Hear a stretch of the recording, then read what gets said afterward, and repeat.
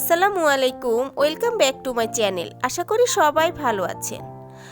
আজ খুবই সহজ একটি রেসিপি নিয়ে হাজির হয়ে গেছি। আজ তৈরি করে দেখাবো ডিম দিয়ে চিচিঙ্গা ভাজি। রেসিপিটি অনেকেই অনেকভাবে খেয়ে থাকে, কিন্তু আমি কিভাবে রান্না করি সেটি আজকে আপনাদের সাথে শেয়ার করব। চলুন তাহলে দেখে নিই। প্রথমে আমাদের লাগবে চিচিঙ্গা। এখানে আমি চিচিঙ্গাগুলো ভালোভাবে চেঁচে ধুয়ে নিয়েছি। যে কোনো সবজি কুচি করে কাটার আগে ভালোভাবে ধুয়ে নিতে হবে। এখন এগুলো আমি একটি ছুরির সাহায্যে চিকন করে কুচি করে কেটে নিব। আপনারা চাইলে এই কাজটি বটির সাহায্যেও করতে পারেন।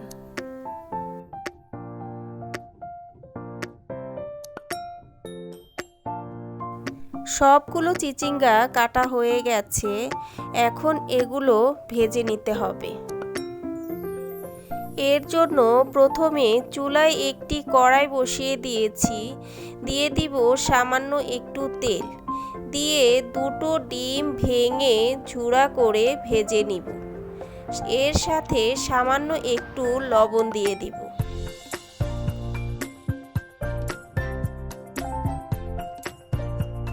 ডিম ভাজা হয়ে গেছে। এখন এগুলো একটি বাটিতে তুলে নিচ্ছি। এখন আবারও একটু তেল দিয়ে দিব। এরপর দিয়ে দিব সামান্য কিছু পেঁয়াজ কুচি।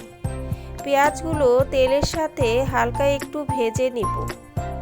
এরপর দিয়ে দিব 7-8টি কাঁচামরিচ ফালি ও সামান্য কিছু কাঁচা জিরা দিয়ে এগুলো তেলের সাথে ভালোভাবে ভেজে নিতে হবে।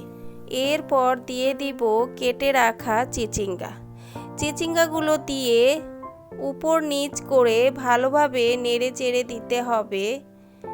এরপর দিয়ে দিব হাফ চামচ হলুদ গুঁড়া, স্বাদ মতো লবণ দিয়ে আবারও ভালোভাবে নেড়ে চেড়ে ঢেকে রান্না করব 5 মিনিটের জন্য।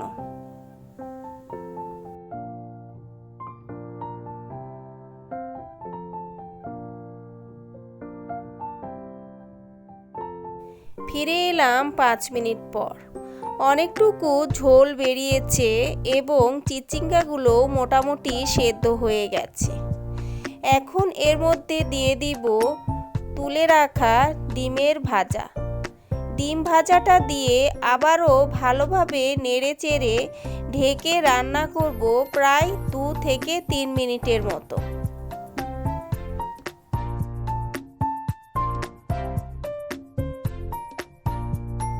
চিচিঙ্গা ভাজা প্রায় হয়ে গেছে। এখন আবারও 2 মিনিটের মতো নেড়ে চেড়ে ভালোভাবে ভেজে নিতে হবে। এরপর চুলা থেকে নামিয়ে নিব। তৈরি হয়ে গেছে খুবই মজাদার ডিম চিচিঙ্গা ভাজি।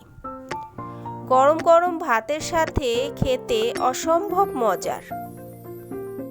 রেসিপিটি একবার হলেও বাসায় ট্রাই করবেন।